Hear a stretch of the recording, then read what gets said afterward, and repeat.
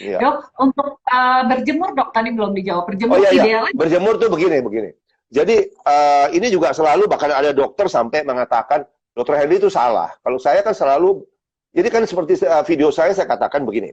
Ada dua grup dokter ini. Ada yang bilang jam 8, jam 10 pagi lah, atau ya, jam itu 4, jam yang 3, karena itu nyaman ya. Tapi grup kedua itu yang bilang jam 10, jam 2. Nah, saya ini termasuk grup kedua. Sebenarnya yang benar begini. Kapan ultraviolet B paling tinggi? Karena yang membentuk UVB. vitamin D kan UVB kan. UVB paling tinggi itu adalah jam 12 pada saat matahari di atas kepala kita. Patokannya sebenarnya begini, yaitu tidak boleh ada bayangan pada saat kita berjemur. Itu ultraviolet B maksimal. Kalau masih mau menawar, itu boleh jam 10, jam 2, karena patokannya adalah bayangan itu harus lebih rendah daripada tinggi badan kita. Kita, oke. Nah, kalau jadi grup pagi itu coba dilihat bayangannya panjang, itu berarti yang ada ultraviolet A yang tidak menghasilkan vitamin D, tidak menghasilkan. Dan bahayanya kalau pagi atau sore itu kan nikmat, jadi kita merasa tidak bahaya. Padahal tidak loh. Kalau Anda kena ultraviolet A ya kumulatif ya, itu nanti apa? Ultraviolet A itu kita jembatan keledainya, mnemonik yang kita pakai adalah A itu aging. Jadi ultraviolet A itu menyebabkan kulit kita age spot, keriput, sampai skin cancer. Loh, tapi ultraviolet B juga kalau berlebihan bisa skin cancer. Nah, jadi kalau ada lagi teman dokter yang bilang, oh enggak, dokter Hendy itu salah. Itu kalau tengah hari tidak bisa di kita karena ultraviolet index. Itu ada ultraviolet index ya. Jadi diukur tingginya berapa. Yang bisa menghasilkan vitamin D itu adalah di atas 3. Memang kadang-kadang kita siang itu bisa sampai 12, 13. Memang panas sekali. Makanya kalau mau berjemur juga, tips saya adalah berjemur itu tidak akan mencapai optimal. Kalau buat tambah-tambah oke. Berapa lama? Ya itu kalau makanya. Karena kalau siang, Anda tidak boleh lebih dari 5-10 menit. Anda terbakar. Karena ada teman yang bilang, kalau begitu saya jemur lama supaya dapat banyak. Nggak bisa. Begitu Anda kemerahan itu adalah fase sebelum sunburn. UV-nya. Begitu kemerahan, produksi vitamin D berhenti. Ini Anda percuma Anda lama-lama. Nah, terus ada satu lagi yang perlu ditegaskan. Dr. Michael Holick. Michael Holick ini salah satu dewa vitamin D. Dia dari Boston University. Ya, dia juga yang mengatakan adalah vitamin D pada bulan November 2020, vitamin D itu bisa melindungi terhadap infeksi COVID-19 sampai 70%. Jadi tidak kalah dengan vaksin. Tidak kalah dengan vaksin manapun. Ya. Itu dengan level 80 sampai 100 ya, Dok? Ya. Nah, terus Michael Holick itu datang ke Bangkok dan Jakarta tahun 2012, 2013 sudah mengadakan penelitian di Jakarta dia. Itu ada di jurnalnya bahwa waktu terbaik untuk mendapatkan vitamin D di Jakarta, saya ulang lagi ya, di Jakarta untuk dokter-dokter yang masih bilang itu di Amerika, baca jurnal dong ya. Jadi Michael Holick bilang di Jakarta tahun 2013 waktu terbaik untuk mendapatkan vitamin D adalah jam 11, jam 1. Itu sudah ada penelitiannya. Jadi teman-teman sejawat yang tidak melakukan penelitian jangan terlalu banyak buka mulut, nanti malu-maluin gitu loh. Kalau saya juga tidak melakukan penelitian. Saya melakukan penelitian tapi tidak melalui sinar matahari. Yang sinar matahari sudah dilakukan, kita tinggal kutip. Tapi biasa kan, bangsa kita kan banyak ngomongnya tapi baca kurang. Baca nggak mau gitu. Sinetron kencang begitu. Iya. Sekarang mungkin udah mulai melek nih. Tapi ketika mau beli suplemennya ada vitamin D2 sama D3, terus bingung lagi dok, yang mana yang D2 atau D3? Apa perbedaannya? Mungkin banyak yang belum tahu. Karena ya, D itu sebenarnya ada banyak. D1, D2, D3, D4, D5. Itu semua dalam eksperimen ada. Tapi itu semua sudah punah. Yang ada di pasaran, kan kita tahu bahwa di kita ini kan yang dosis besar tidak ada. Kalau yang besar itu adanya kan semua dari luar, dari Amerika, dari Australia sedikit. Nah, di sana masih ada tinggal D3 sama D2. Nah, bedanya adalah D2 itu berasal dari tanaman, berasal dari jamur-jamuran tertentu. Dan itu lebih tidak efektif karena absorpsinya lebih jelek, kerjanya lebih pendek dibanding D3.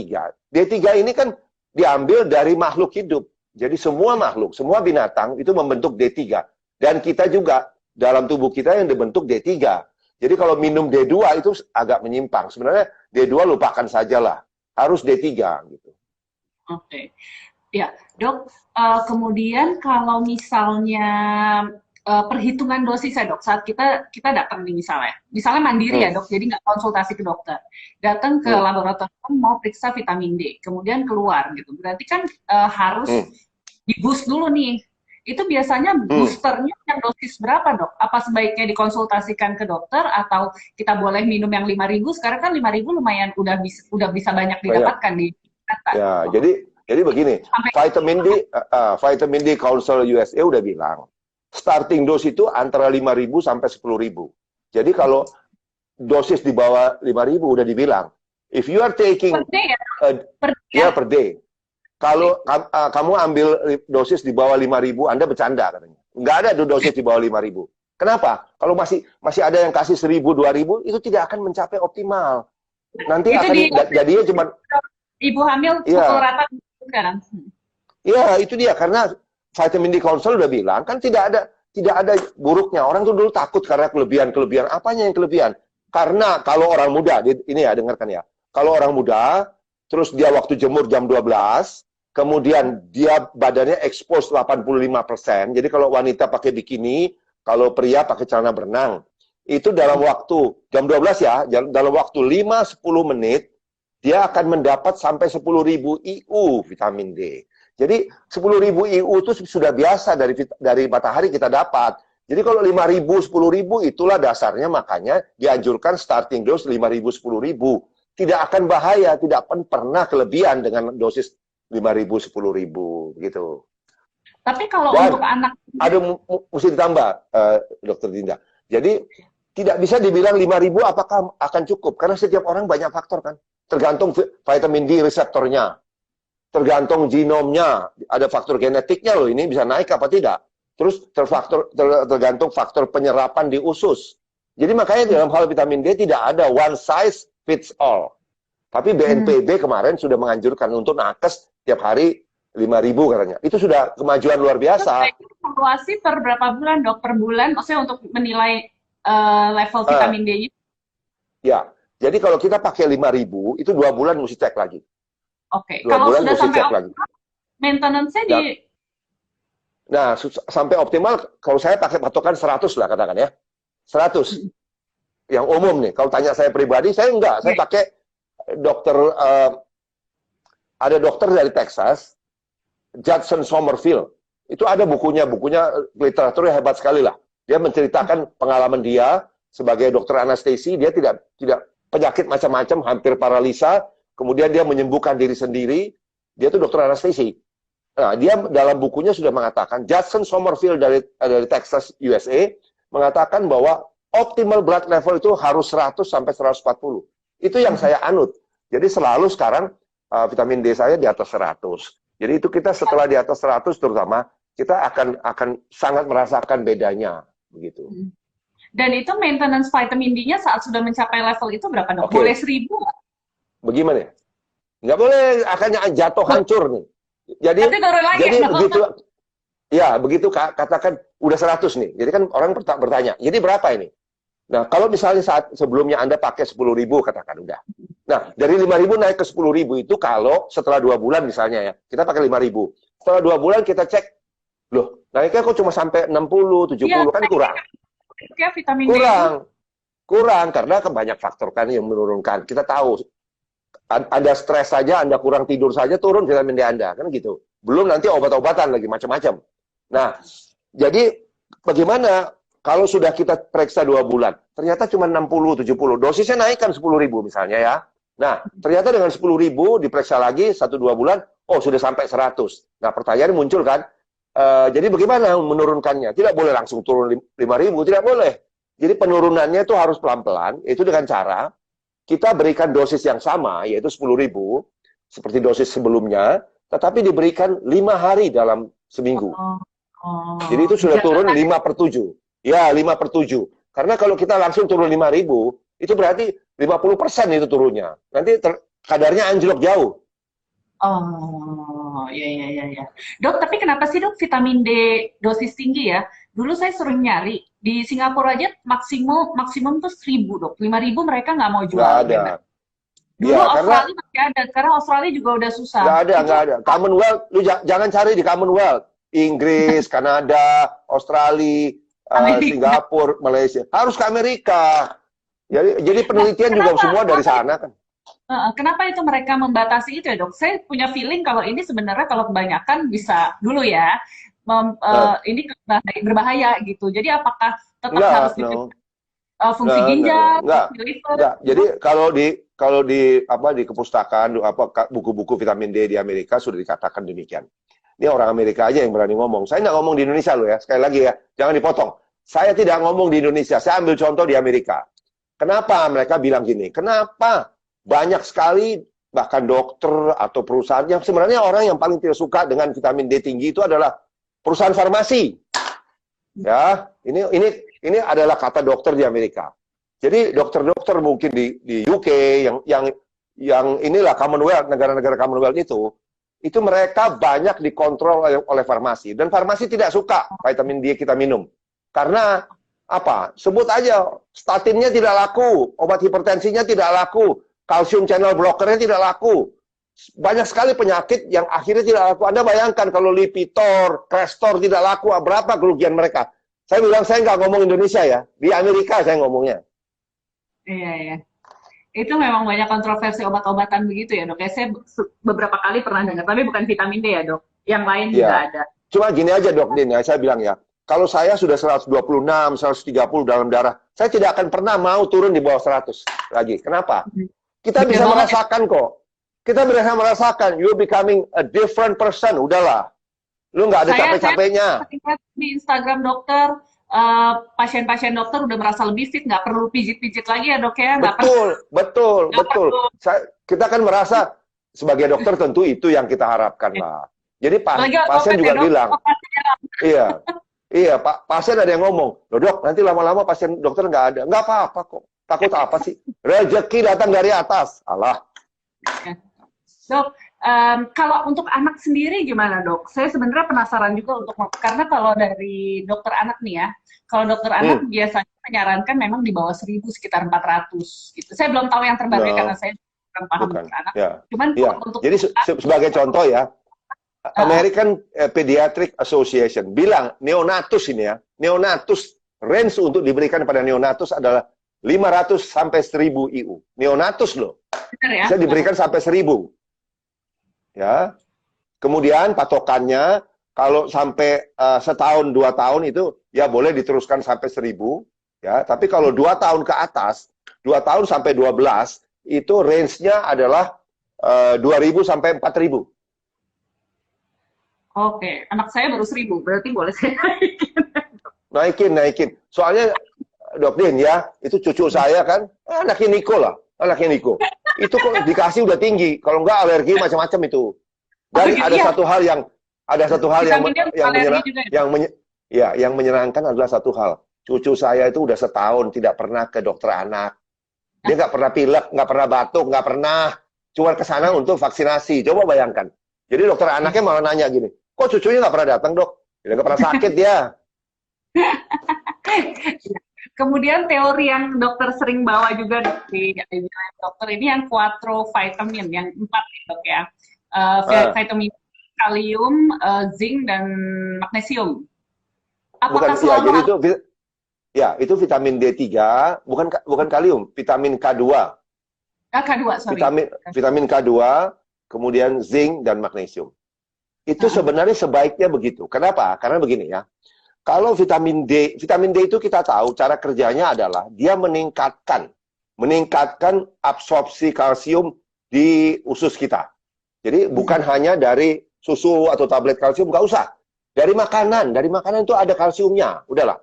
Dan tidak usah dairy product ya. Kita harus minum susu, harus keju apa segala nggak usah. Dari makanan biasa itu ada kalsiumnya. Karena dengan vitamin D, penyerapan kalsium itu naik sampai bisa 20 kali lipat. Jadi pada orang tertentu bisa sampai 20 kali lipat. Jadi ini kalsium kita nih kebanjiran. Itu sebabnya memang ini sesuai dengan apa yang dikatakan oleh American Nephrologist Association, dokter ginjal Amerika ya. Mereka mengatakan Kalau di atas 50 itu pasti tidak boleh sama sekali suplemen kalsium. No, nothing. Nggak boleh gitu aja. Karena asal dengan catatan vitamin D-nya optimal. Karena kalsiumnya udah banyak nih. Nah, kalau kalsium udah banyak, vitamin D itu punya fungsi. Selain menyerap kalsium, dia membawa kalsium itu supaya dia jangan berenang-berenang di pembuluh darah. Ya, bisa menyebabkan plak kan. Bisa dia masuk ke soft tissue, bisa menyebabkan pengapuran di sendi. Bisa ke ginjal, bisa menyebabkan batu ginjal. Jadi, vitamin D ini juga punya fungsi membawa kalsium yang sudah diserap itu masuk ke tempat sasaran. Itu apa? Yaitu tulang dan gigi. Tapi ingat, si vitamin D3 ini punya kapasitas maksimum. Kalau kalsiumnya sudah banyak sekali, ingat, vitamin D itu bisa menyerap kalsium 20 kali lipat dari normal. Sehingga kita kebanjiran. Makanya kita perlu vitamin K2. Disinilah permainan vitamin K2. Vitamin K2 itu fungsinya. Tolong diingat ya, ini bukan vitamin K1 yang untuk koagulan. Itu kan selalu ditanya. Ini Pak nggak bahaya?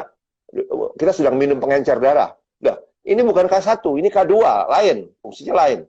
Jadi, vitamin K2 ini dia akan mengikat kalsium di pembuluh darah. Jadi dia membersihkan pembuluh darah dan dia memperkuat tulang. Kenapa? Ya itu sama kerjanya. Kalsiumnya diikat terus dibawa ke tulang dan gigi. Itu Si gunanya. K2 Jadi ini ya? vitamin K2 ini. K2. Ya. Jadi itulah gunanya. Nah, kemudian kalau orang tanya, kenapa ada magnesium dan zinc? Nah, itu dia. Magnesium itu punya fungsi dua. Satu, dia berfungsi sebagai kofaktor dari untuk membuat vitamin D yang tidak aktif menjadi aktif di ginjal. Itu salah satu kofaktornya magnesium. Jadi kadang-kadang kita bisa terkecoh loh. Karena yang kita periksa di darah itu adalah 25 hidroksi vitamin D. Itu bentuk yang tidak aktif. Padahal yang untuk berfungsi aktif itu adalah 125 dihidroksi vitamin D. Jadi di ginjal itu dia dikasih gugus hidroksi, OH satu lagi. Nah, penambahan itu, reaksi itu, hidroksilasi itu kofaktornya adalah magnesium. Sebenarnya kofaktornya ada dua, magnesium dan zinc, itu gunanya. Oh, Ya. oke. Jadi Berarti saya koreksi. itu bukan yang aktif ya, Dok? Tidak aktif, semua kan yang kita periksakan itu. Jadi orang bertanya, kalau begitu kenapa nggak periksa 125 dihidroksi vitamin D yang aktif? Itu tidak bisa diperiksa karena itu half life-nya cepat sekali, cuma berapa jam hilang. Jadi yang diperiksa yang tidak aktif. Dengan harapan begini, kalau ginjal Anda baik, kan dia akan jadi aktif. Kecuali ada gangguan di ginjal. Nah, untuk menjadi aktif, itu perlu magnesium satu. Nah, fungsi kedua dari magnesium adalah dia juga meningkatkan penyerapan vitamin D di usus kita. Jadi kan kita makin tua, pencernaan makin jelek. Jadi ada yang bilang, saya udah minum 10.000, kok nggak naik-naik? Ya lo umur berapa? Kalau kamu umur 60 kan mesti lihat-lihat, jangan lupus, jangan lupa usia. Makin tua semua sistem kan turun. Makin tua semua sistem turun, penyerapan juga turun. Kamu minum banyak juga belum tentu diserap. Makanya kita pakai magnesium. Nah, penyerapan di usus itu dibantu oleh dua. Jadi mineral dua. Itu magnesium dan zinc. Nah, zinc itu juga perlu sekali karena ada fungsi lain ya. Zinc kan untuk kesuburan dan sebagainya. Untuk dosis, ya kesuburan, terutama untuk laki-laki ya, Dok, dari male factor iya. biasanya. Iya, itu malah meningkatkan spermatogenesis. Oh iya, tanya urologi, tanya suami. Dia meningkatkan spermatogenesis, dia meningkatkan ereksi dan sebagainya. Dok, tapi dosisnya magnesium dan zinc sendiri kan pastinya dibeli dengan vitamin yang terpisah kan, Dok? Magnesium dan zinc itu dosis. Karena gini, kalau D3 sama K2 boleh disatukan, artinya boleh diminum sama-sama. Bahkan ada produk yang jadi satu kan, satu kapsul itu isinya D3 dan K2. Saya 400 Dok vitamin D-nya. Kalau yang dibarengin dengan K2 ya, jarang ada yang tinggi. Ya, ada sih, makanya mesti datang dari luar. Ada yang saya minum 5.000, kombinasi 5.000 dan 90 kok. Ada. Nah, ada, ya. Kalau magnesium sama zinc memang terpisah. Karena magnesium itu harus dibedakan minimal 1 jam dari K2. Oh. Tidak boleh sama-sama itu. Tidak boleh sama-sama. Karena kalau ada pasien bertanya, memang kenapa dok kalau sama-sama? Kalau sama-sama mereka saling berlawanan, saling meniadakan, sehingga fungsi masing-masing menurun. Oh, jadi harus 1 jam ya dok ya? Harus 1 jam. Kalau zinc bisa, kalau zinc bebas. Ya. Dok, tadi saya sempat buka kolom pertanyaan dok, ada beberapa pertanyaan yang masuk. Ya, Yang pertama, suplemen sehari 5.000 aman ya dok ya. Tadi dokter udah bilang malah memang maintenance-nya sebaiknya di 5.000, diperiksa per 2 bulan. Benar ya dok? mulainya itu dosis mulai kok, dosis kecil. Jadi Oh, kalau mau tahu, tentu orang kan pada kepo nih. Dokter Henry berapa dosisnya? Saya 20.000 tiap hari. tiap hari ya. Kemudian yang Hmm. kedua ada pertanyaan mungkin lebih ke penderita endometriosis wajib konsumsi vitamin D3. Mungkin lebih ke infertilitas saat ini memang sudah mulai disarankan untuk mengkonsumsi vitamin D3 terutama untuk Iya, infertilitas metabolik yaitu seperti PCOS. ya. Kemudian berapa dosis ideal? Tadi 5.000 ya dok, tiap Sebenarnya jawabannya adalah begini, Dokter Dinda. nah, Tidak bisa kita bilang ada dosis ideal, karena yang penting itu kadar darah. Jadi 5.000, 10.000, 15.000 belum tentu mencapai kadar optimal kan. Yang penting itu hasil akhirnya. Jadi kadar darah berapa, itu yang bermain. Jadi bisa aja orang minum 10.000, tapi nggak naik-naik, ya apa gunanya? Jadi makanya ada pasien yang bilang gini, saya bisa nggak minum dok tanpa cek darah? Ya itu kira-kira namanya. Jadi kira-kira kan kita kan mau optimal dalam kadar darahnya supaya kita tahu ini berfungsi dengan baik dia. Kalau oh, patokan dosis nggak bisa. oke. Ini sepertinya pertanyaan udah dijawab dokter semua ya. Magnesium wajib atau enggak ya untuk mengaktifkan vitamin D yang udah diminum ya dok? Walaupun minum Iya, 20.000, tapi kalau misalnya magnesiumnya kurang, pasti penyerapannya juga akan kurang gitu ya dok? Karena yang iya, diperiksakan jadi kurang baik lah. Jadi aktif. kalau kita patokan orang-orang kan bilang gini, Mm-mm. perlu analogi. Oke lah, kalau mungkin tanpa magnesium, tanpa zinc, Anda cuma dapat angka 6. Ya, kalau Anda ujian, masa Anda mau dapat 6? Anda mau dapat 10 kan? Dok, yang terakhir dok, kalau vitamin D ini kaitannya dengan obesitas dan kesuksesan diet itu ada pengaruhnya nggak dok? Saya sempat sekilas Ada, melihat ada, di dokter. ada. Nanti tolong lihat mengenai obesitas video saya ya. Vitamin D Kayaknya tadi bekerjanya ada, ya, saya itu repost, saya udah posting itu tahun lalu kali. Saya repost karena banyak yang tanya. Jadi dia bekerja 3 dia. Jadi 1, vitamin D itu mengurangi fat absorption di usus. Jadi kalau kita makan, fatnya itu di usus penyerapannya dikurangi. 1. Kedua, vitamin D itu menurunkan appetite kita. Jadi jangan lapar terus nih, enggak. Dia mengurangi itu. Nafsu makannya berkurang. Terus kemudian yang ketiga, vitamin D itu meningkatkan metabolisme tubuh 20-30%. Nah, kita kan olahraga kan untuk meningkatkan metabolisme. Nah, ini dengan vitamin D udah naik 20-30. Ini cewek-cewek yang metabolismenya turun nih perlu juga berarti vitamin D ya dok ya? Iya, sangat perlu lah, sangat perlu. Pada dosis toksik nih, misalnya ada orang yang maunya minum banyak tapi nggak mau cek gitu. Toksiknya tuh apa sih dok yang dirasakan separah-parahnya? Nggak bisa bilang karena gini, karena satu ya, toksik itu sebenarnya jarang sekali. Jadi John Cannell itu presiden dari Vitamin D Council USA bilang begini, dia ada kalimat yang sangat inspirational ya. If you are talking about toxicity, it is like you are worrying about drowning. Jadi Anda tuh lagi khawatir tentang tenggelam. While in fact you are dying of thirst. Jadi pada saat itu sebenarnya Anda lagi mau mati karena kehausan. Kok bicara tenggelam gitu loh. Ya karena apa? Karena vitamin D itu kalau sampai toksik itu dikatakan kalau kita kadar darah sampai 300. Kalau 300 kita toksik. Nah, toksiknya tuh bukan vitamin D-nya, itu menyebabkan hyperkalsemia. Ya, hyperkalsemia macam-macam loh sampai mengganggu segala macam fungsi kan, jantung dan sebagainya kalau sudah hyperkalsemia. Jadi kalau dari tanda-tanda fisik susah, tidak ada yang spesifik. Makanya itu perlunya periksa darah. Jadi kalau yang pasien bilang, saya nggak mau periksa darah karena itu mahal 400.000, saya bilang, ya 400.000 itu perlu. 400-an kan periksa darah itu. 400.000. Kalau Anda saya 400.000, nanti Anda akan habis udah kena segala macam penyakit. Dok, ini tadi ada satu pertanyaan dok yang menarik. Untuk inflamasi peradangan dan alergi, bisa ya dok vitamin D? Sama, bisa, pasti dong bisa kan. Karena ini pasti memang dong. juga gitu. Jadi biasanya kalau ibu-ibunya kurang vitamin D, yang ditakutkan anaknya alergi juga dok.